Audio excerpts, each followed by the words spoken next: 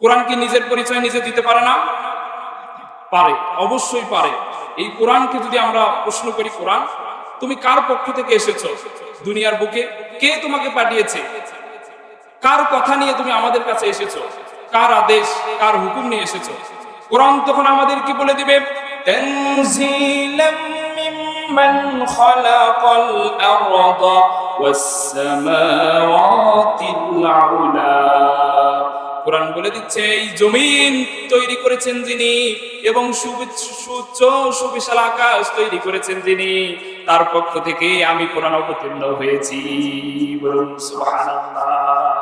কোরআনকে এবার জিজ্ঞেস করব, কোরআন তুমি তো পৃথিবীর বুকে এসেছো 1450 বছর আগে, তার পূর্বে কোরআন তুমি কোথায় ছিলে বা কোন জায়গায় তোমার বাড়ি? কোরআন সেই কথাও বলে দেবে, বাল হুয়া কুরআনুম মাজিদুন ফি লাওহিম মাহফুজ। কোরআন বলবে ইহা তো সম্মানিত কোরআন, এবং একে সংরক্ষিত করে লাওহে মাহফুজে রেখে দিয়েছেন কে? আল্লাহ রাব্বুল আলামিন এই সম্মানিত কোরআনকে লিপিবদ্ধ করে সংরক্ষিত ফলকে লাওহে মাহফুজে কোরআনের বাড়ি তৈরি করে সেখানে রেখে দিয়েছে।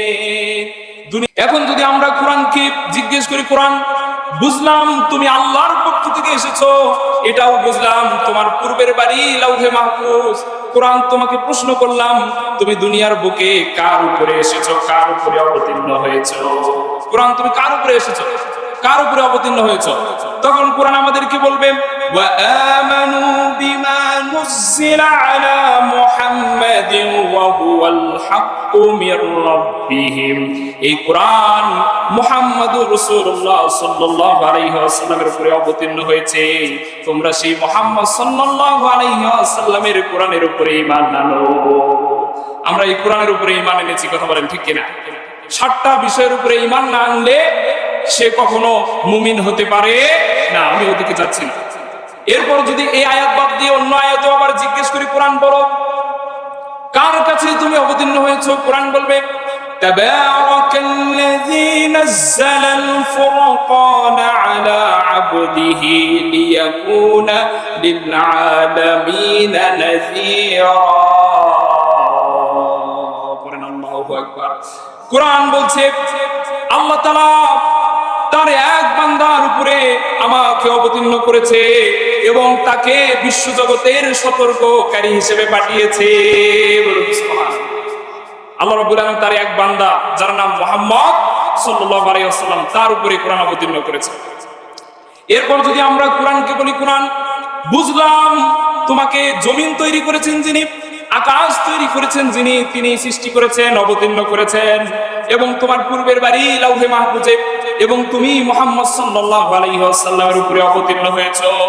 এইবার বলো তো কোরআন, দুনিয়ার বুকে তুমি যখন এসেছিলে সেই সময় কোন মাস ছিল? তখন কোরআন আমাদেরকে চমৎকার করে বলে দেয়, শাহরু রমাদানাল্লাযী উনজিলা ফীহিল কুরআন। আল্লাহু আকবার। কোরআন বলে দিচ্ছে আমি পবিত্র এক মাসে, যে মাসের নাম রমাদান, এই মাসে আল্লাহ তাআলা আমাকে অবতীর্ণ করেছে। এবার আমরা জিজ্ঞেস করব, কোরআন রমাদান মাসটা তো বুঝলাম, কিন্তু রমাদানের দিনের বেলায় তুমি এসেছিলে না রাতের বেলায় এসেছিলে সেটা বলো। এবার কোরআন বলবে, ইন্না আনজালনাহু ফি লাইলাতিল কদর। নিশ্চয়ই মহিমান্বিত রজনীতে, কদরের রাতে এই কোরআনকে নাজিল করেছেন কে? কোরআন বলছে আমি রাতের বেলা এসেছিলাম, সেই রাত ছিল লাইলাতুল কদর। বলুন সুবহানাল্লাহ, বরকতময় রজনী। এবার কোরআনকে বলবো, কোরআন সবই বুঝলাম, কিন্তু পৃথিবীতে আসার তোমার উদ্দেশ্য কি? পৃথিবীতে আসার তোমার মিশন কি? কোন উদ্দেশ্য নিয়ে, কোন মিশন নিয়ে দুনিয়ার বুকে এসেছো? সেই মিশনটা একটু আমাদেরকে বলো। কোরআন কেন এসেছে জানার দরকার আছে না নাই? আছে। কোরআন এবার বলছে, লিতুখরিজান নাসা মিনাজ যুলুমাতি ইলান নূর। কোরআন বলছে আমি এসেছি যে মানুষগুলো দুনিয়ার মানুষের জীবন ব্যবস্থাগুলো, শয়তানি জীবন ব্যবস্থাগুলো আঁকড়ে ধরে নিজের জীবনকে পরিচালিত করে অন্ধকারের দিকে চলে গিয়েছে, আমি সেই মানুষগুলোকে আস্তে আস্তে আলোর দিকে ফিরিয়ে আনি এবং সিরাতুল মুস্তাকিমের সহজ সরল পথ দেখাই। বলুন সুবহানাল্লাহ। যে মানুষগুলো তার কলবের ভিতরে, তার বিবেকের ভিতরে যারা তাগুতের শয়তানি জীবন ব্যবস্থা আঁকড়ে ধরেছে, যারা অন্ধকারে চলে গিয়েছে, আমি কোরআন তাদেরকে আলোর সন্ধান দেই, বলুন সুবহানাল্লাহ। এটা হলো কোরআনের মিশন। এবার কোরআনকে বলবো, কোরআন তোমার এই কথাগুলো শুনে আমার অনেক ভালো লাগলো।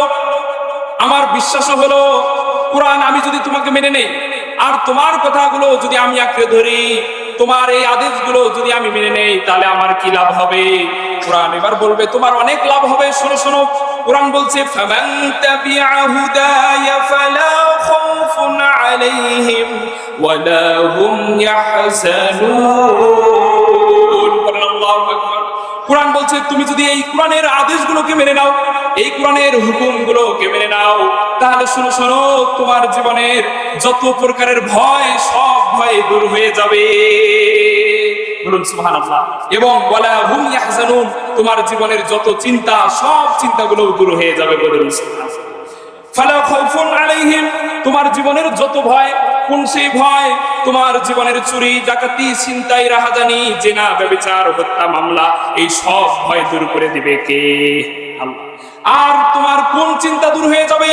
তোমার খাদ্য, বস্ত্র, বাসস্থান, চিকিৎসা, যে দরকারি জিনিস আছে, এই সব চিন্তাগুলোর দায়িত্ব নিয়ে নিবে কে? কে নেবেন? আল্লাহ নেবেন।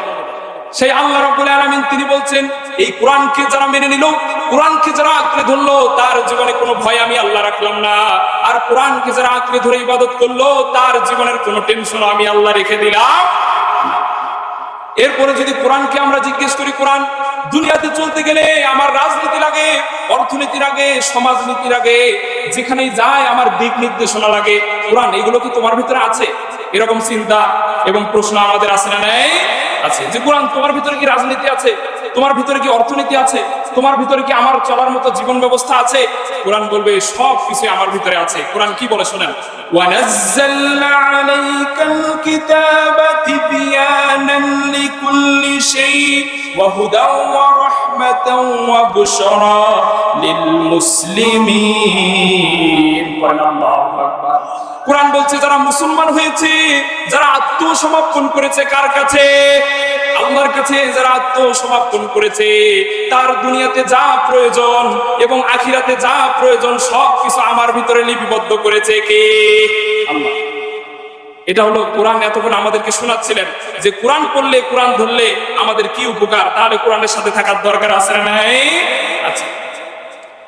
এখন এই কোরআনের আলোচনা বন্ধ করার দেওয়ার জন্য কোরআন নিজে বলছে দুনিয়ার বুকে আমার আলোচনা বন্ধ করে দিতে চাবে, দুনিয়ার বুকে আমার তাফসীর বন্ধ করে দেওয়ার চেষ্টা করবে।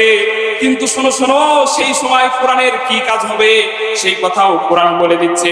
ইউরিদুনা আইয়ুতফিউ নূরাল্লাহি বিআফওয়াহিহিম ওয়া ইয়াবাল্লাহু ইল্লা আইয়ুতিম্মা নূরাহু ওয়ালাউ কারিহাল কাফিরুন। আল্লাহু আকবার। কোরআন বলছে কাফেররা চায় এই কোরআনের আওয়াজ বন্ধ হয়ে যাক, ঠিক কিনা? কোরআন বলছে ও মুসলিমরা চাক এবং তাগুত শয়তানি মতবাদের লোকেরা চাক এই কোরআনের আয়াত বন্ধ হয়ে যাক, কোরআনের তাফসীর বন্ধ হয়ে যাক। এই জন্য তারা মাহফিলে বাধা দেয়, এমনকি র‍্যাব পাঠিয়ে, সেনাবাহিনী পাঠিয়ে মাহফিল ভেঙে দেওয়ার চেষ্টা করে। কথা বলেন ঠিক কিনা? পাঁচের আগের কথা যদি স্মরণ করেন, তাহলে আপনি অনেক মাহফিল প্রোগ্রামে যাওয়ার চেষ্টা করেছিলেন, কিন্তু যাওয়ার আগেই শুনেছেন ও প্রোগ্রাম বাতিল। কথা বলেন ঠিক কিনা? আমার বগুড়াতে মাহফিল ছিল 24 সালে। আমি যাওয়ার আগেই ফোন এসেছিল যে হুজুর মাহফিল কিন্তু হবে না। আপনাদের মনে আছে কি নাই? কিন্তু আমার মনে আছে। এইরকম প্রোগ্রাম বন্ধ করে দিতে চাবে। কোরআন বলল যারা আমার তাফসীর বন্ধ করতে চায়, আল্লাহ ঘোষণা করে দিয়েছে কোরআনের আলোচনা, কোরআনের আওয়াজ যারা বন্ধ করে দিতে চায়, আল্লাহ রাব্বুল আলামিন এই আলোচনা তো বন্ধ হতে দিবেনই না, আরো আল্লাহ রাব্বুল আলামিন এই আলোচনা পুরো বিশ্বে আরো ছড়িয়ে দিবেন। বলুন সুবহানাল্লাহ। তার প্রমাণ এই 25 সালে এমন একটা পাড়া নাই, মহল্লা নাই, গ্রাম নাই যে পাড়া মহল্লায় সভা হচ্ছে না। কথা বলেন ঠিক কিনা? যে পাড়া মহল্লায় তাফসীর হচ্ছে না। কথা বলেন ঠিক কিনা? এটা কার কথা? আল্লাহর কথা। আল্লাহ রাব্বুল আলামিন বললেন কাফের মুশরিকরা চায় আমি আল্লাহর কথাকে দাবিয়ে রাখতে, কাফের মুশরিকরা চায় কোরআনের আওয়াজ আওয়াজকে দমিয়ে দিতে, কাফের মুশরিকরা চায় আমার কোরআনের আলোকে দাবিয়ে দিতে।